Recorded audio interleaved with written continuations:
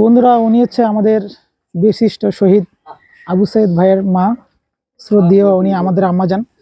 তো চাচি, এখন কিছুদিন আগে শুনছিলাম যে চাচা অনেক অসুস্থ, এখন কি অবস্থা চাচার? অসুস্থ এখনো আছে, বেশি সারে নেই। সারা নাই? না, আচ্ছা আচ্ছা, আপনি কি গেছিলেন না? ওখানে কি আছে চাচার সঙ্গে, কি আছে? বেটারা আছে দুইজন। দুজনই আছে? হ্যাঁ। কি হয়েছিল চাচার, একটু একটু খুলে বলতেন একটু। মানুষজন তো অনেক টেনশনে আছে যে চাচার কি অবস্থা এখন। চাচা হঠাৎ করে আগে এলো জ্বরের পরে আচ্ছা আচ্ছা খাতে পারে না, খাতে না পারার পরে এলো পায়খানা, আচ্ছা আচ্ছা ঝাড়া বমি এলো। আচ্ছা আচ্ছা। তারপরে গাউত সর্ব শরীরে বিষ। আমি এখন অবস্থান করছি ঢাকা টু রংপুর রোডে। দেখতে পাচ্ছেন অসাধারণ একটি রোড। তো আজকে আমরা ঘুরতে যাচ্ছি আবু সাইদের বাড়িতে। যদিও আমি আমার ইউটিউব চ্যানেলে আবু সাইদের বাড়ি নিয়ে একটি ভিডিও আপলোড করেছি, আজকে আবার দিনে আমরা ঘুরতে যাচ্ছি আবু সাইদের বাড়িতে। তো অবশ্যই আপনারা আমাদের সঙ্গে থাকবেন। আবু সাইদ, আবু সাইদের নাম কার না অজানা। তিনি রংপুরের বেগম রোকেয়া বিশ্ববিদ্যালয়ের একজন ছাত্র ছিলেন। 2024 সালের কোটা আন্দোলনে একজন পুলিশের গুলিতে নিহত হয়েছিলেন শহীদ আবু সাইদ। আবু সাইদের জন্মস্থান হল রংপুরের পীরগঞ্জের জাফরপাড়া নামক একটি গ্রামে। আবু সাইদ শহীদ হয়েছেন বেশ কয়েক মাস হয়ে গেল। এর মধ্যে আমরা জানতে পেরেছি আবু সাইদের বাবা অসুস্থ হয়ে ঢাকা মেডিকেলে ভর্তি অবস্থায় আছে। তো বন্ধুরা, চলুন জেনে আসি আবু সাইদের বাবার এখন কি অবস্থা, আদৌ সুস্থ হয়েছে কিনা, এমনকি তাদের বাড়ি ঘরের বা কি অবস্থা, সবকিছু দেখে আসি। অনেকের প্রশ্ন, আবু সাইদের বাড়িতে কিভাবে আসব? তো তাদের জন্য বলছি, বাংলাদেশের যে কোনো প্রান্ত হতে সর্বপ্রথম রংপুরের পীরগঞ্জ উপজেলায় আসতে হবে। পীরগঞ্জ উপজেলায় এসে খালাসপীর রোড বরাবর রিক্সা কিংবা অটোরিক্সা করে 5 থেকে 7 কিলোমিটার গেলেই আমাদের সামনে পড়বে জাফরপাড়া নামক একটি বাজার। সেই বাজারে যে কোনো কাউকে বললেই আমাদেরকে দেখিয়ে দেবে বিশিষ্ট আবু সাইদের বাড়ি।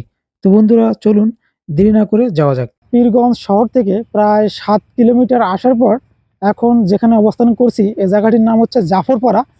তো আমার হাতের ডান সাইডে দেখতে পাচ্ছেন, এখানে জাফরপাড়া জানাতুল মাওয়া নুরানি একাডেমি মাদ্রাসা এবং পাশেই রয়েছে একটি জাফরপাড়া ইতিমখানা। এবং হাতের বাম প্রান্ত দেখতে পাচ্ছেন এই যে ছোট্ট একটি রোড। তো মূলত এই রোডটি হচ্ছে বীরশ্রেষ্ঠ শহীদ আবু সাইদের বাড়ির রোড।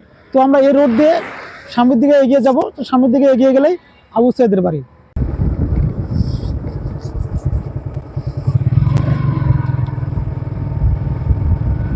বন্ধুরা, এই ভিডিওগুলো তৈরি করতে অর্থের পাশাপাশি আমাদের ব্যাপক পরিশ্রমও দিতে হয়। তো এর জন্য আপনাদের কাছে অন্য কিছু চাচ্ছি না, শুধু ভিডিওটিকে বেশি বেশি লাইক কমেন্ট শেয়ার করবেন। এবং আপনি যদি আমাদের চ্যানেলে নতুন হয়ে থাকেন তাহলে চ্যানেলটিকে অবশ্যই সাবস্ক্রাইব করবেন। ধন্যবাদ।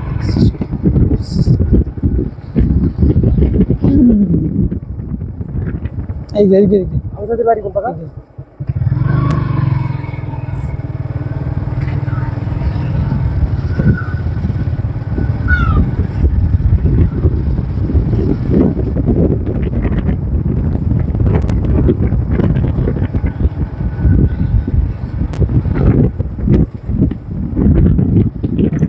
সামনে সামনে আচ্ছা।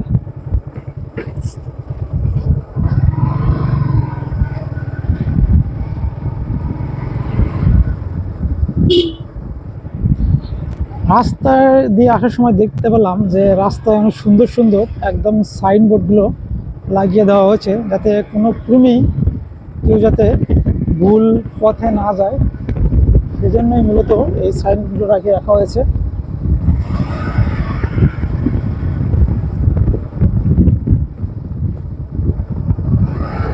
এই যে এটাই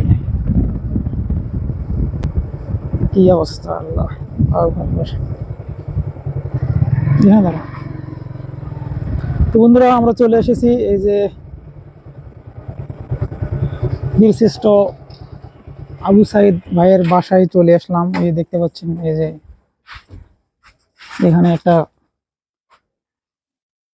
পোস্টার দেখতে পাচ্ছি আমরা, যে ডক্টর ইউনূসের সঙ্গে আবু সাইদ ভাইয়ের বাবা। তো ওইটা মূলত হচ্ছে আবু সাইদ ভাইয়ের বাড়ি।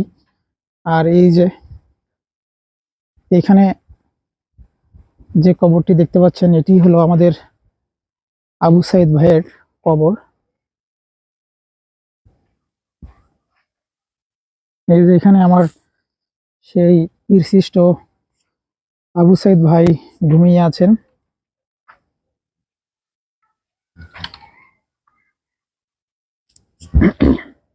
আর এই বাড়িটি দেখতে পাচ্ছেন, এটি হচ্ছে আবু সাইদ ভাইয়ের বাড়ি। এই দেখতে পাচ্ছেন যে কবরের পাশে দাঁড়িয়ে আছি, এটি আর অন্য কারো কবর না, এটি হলো বীরশ্রেষ্ঠ আবু সাইদ ভাইয়ের কবর। এই দেখতে পাচ্ছেন আমি এই কবরের পাশে দাঁড়িয়ে আছি। আর এই যে পাশে যে বাড়িটি দেখতে পাচ্ছেন, এটি হলো আবু সাইদ ভাইয়ের বাড়ি। এটি কিন্তু আগে অনেক বাড়ির অবস্থা অনেক খারাপ ছিল, যদিও এখন বাড়িটি এখন মোটামুটি ওয়ালের ঘর দেওয়া হয়েছে। বন্ধুরা, আমরা জানতে পেরেছি বেশ কিছুদিন আগে আবু সাইদ ভাইয়ের বাবা গুরুতর অসুস্থ হয়েছিল। এখন আমরা আবু সাইদ ভাইয়ের বাবার কি অবস্থা আমরা এখন ভিতরে গিয়ে জানবো। আপনারা আমাদের সঙ্গী থাকুন।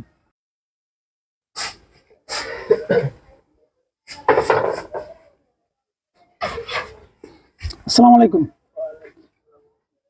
চাচার বাসায় এখানেই? চাচা আবু সাইদ ভাইয়ের কি হন? ভাই হয়েছে আছে ও ভাই ভাই বড় ভাই, ও আচ্ছা আচ্ছা। আচ্ছা, আমার হচ্ছে আবু সাইদ ভাইয়ের বড় ভাই। দেখতে পাচ্ছি উনিও অনেক গুরুতর অসুস্থ। আসসালামু আলাইকুম। আসসালামু আলাইকুম। বাইরে আস, আচ্ছা একটু বাইরে আস। আসসালামু আলাইকুম।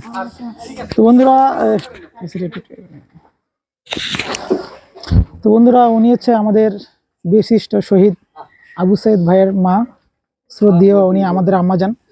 তো চাচি, এখন কিছুদিন আগে শুনছিলাম যে চাচা অনেক অসুস্থ, এখন কি অবস্থা চাচার? অসুস্থ এখনো আছে, বেশি সারে নেই। সারা নাই? না, আচ্ছা আচ্ছা। আপনি কি গেছিলেন না? ওখানে কি আছে চাচার সঙ্গে, কি আছে? বেটারা আছে দুইজন।